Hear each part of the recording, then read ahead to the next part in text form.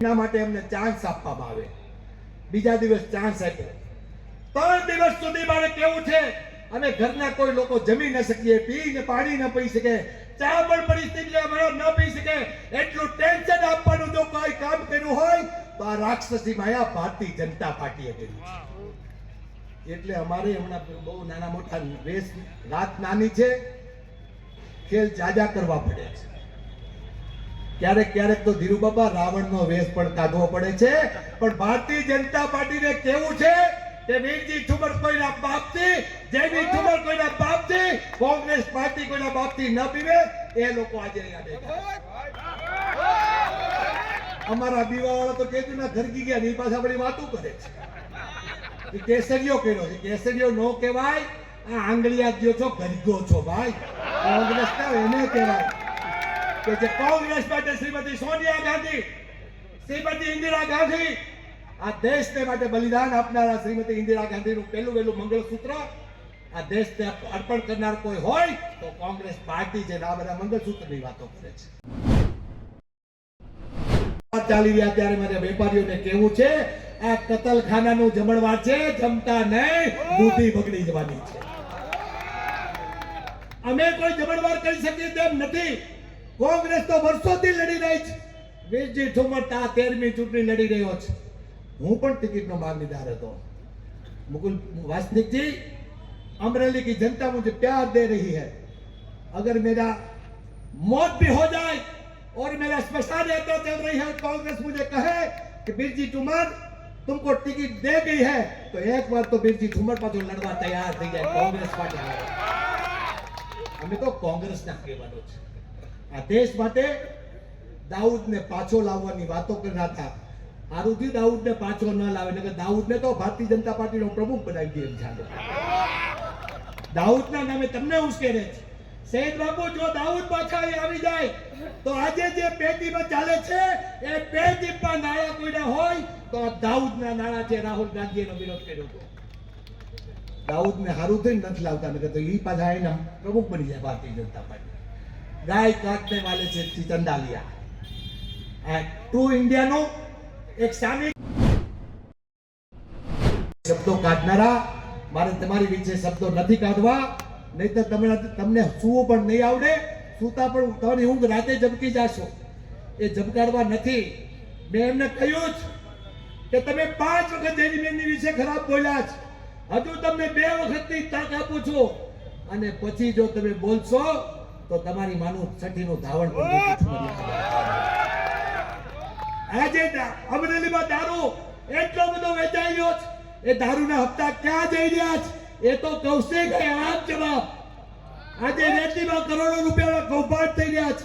એ કરોડો રૂપિયાના રેતીને રોયલ્ટીના પૈસા કોની પાસે જઈ રહ્યા છે એ કૌશિક આયા જવાબ આપ.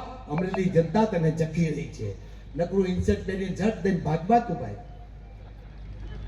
માત્ર ખોટી વાતો કરીને ભારતીય જનતા પાર્ટીને તમે પૂરા કરી દેવા માટે નીકળી શક્યા છો. તમારા તમામ આગેવાનોને પૂરા કરવા નીકળી રહ્યા છે. પણ આ એ કોંગ્રેસ છે જેને દેશ માટે બલિદાન આપ્યા છે, એનો લોહી અમારા શરીરમાં વહી રહી છે. તમારી કોઈની તાકાત નથી અમને પૂરા કરવા માટેની.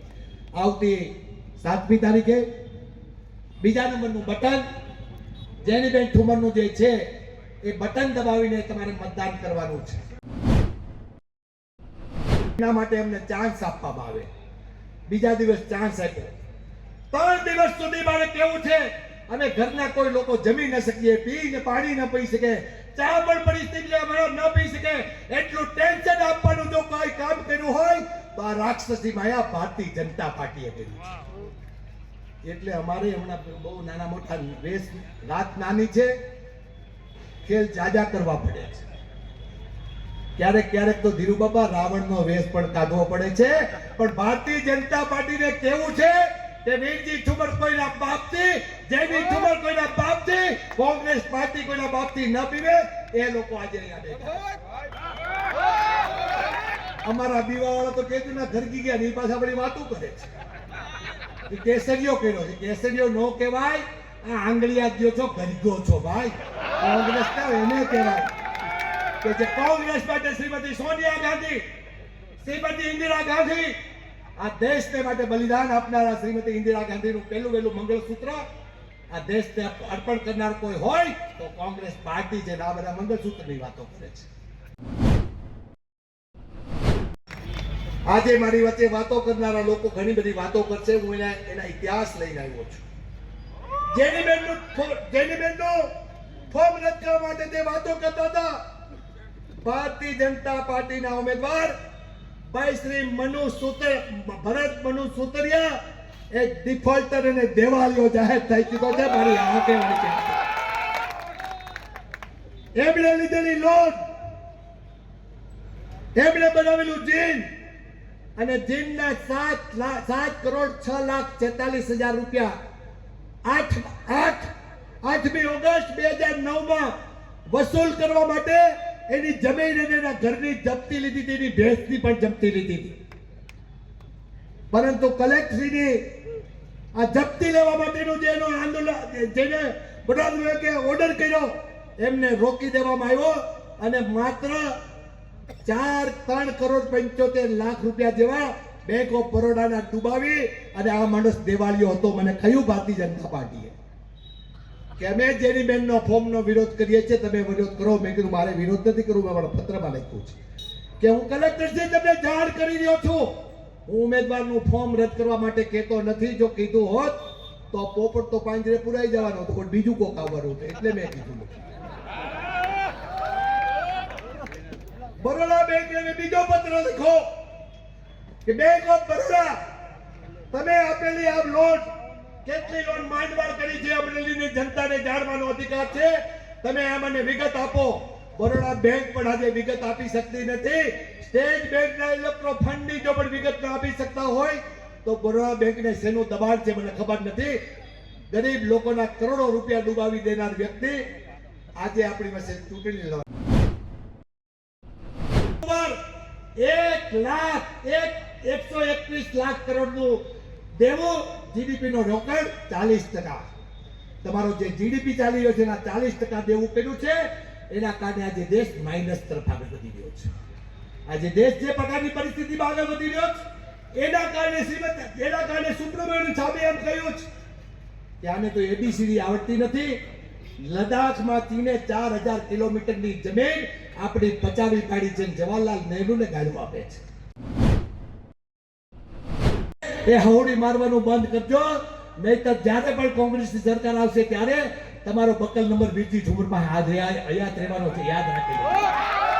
તમારા સિવિલ કોડ પ્રમાણે કામગીરી કરશો તો વીરજી ઠુમરને વાંધો નથી, પરંતુ તમારો સિવિલ કોડ ભૂલીને જો કોઈ પોલીસ વાળો હહુડી વગાડે તો એનો મોટો હહુડો વીરજી વગાડી શકે એમ છે. એટલું ધ્યાન રાખો.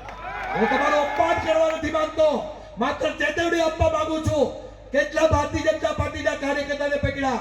આજે લાઠીમાં નાના બાળકોને ડ્રેસ પહેરાવીને દોડતા હતા. મારે પોલીસ વાળાને પોલીસ અધિકારીઓને પૂછવું એ નાના બાળકોને ચૂંટણીમાં લાવવા એ ગુનો છે. કેટલા ઉપર કેસ થયા અને જેની ઉપર 4 કેસ તો દાખલ કરી દીધા છે.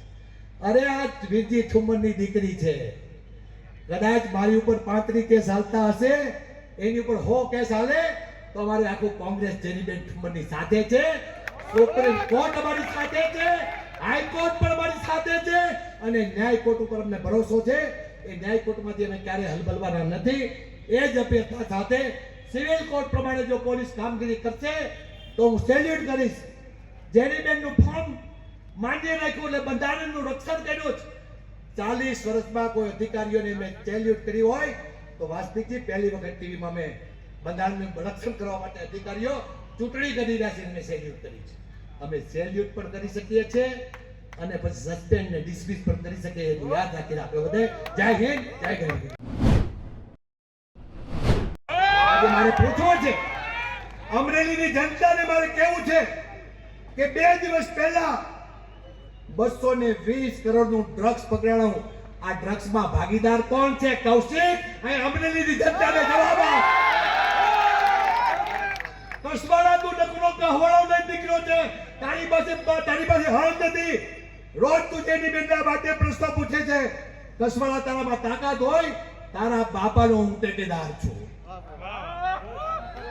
અને કે જેનીબેનને એમ કહે છે કે ઠુમર પરિવાર પ્રથમ વખત ચૂંટણી લડ્યા, એમના ધર્મપત્ની ચૂંટણી લડ્યા.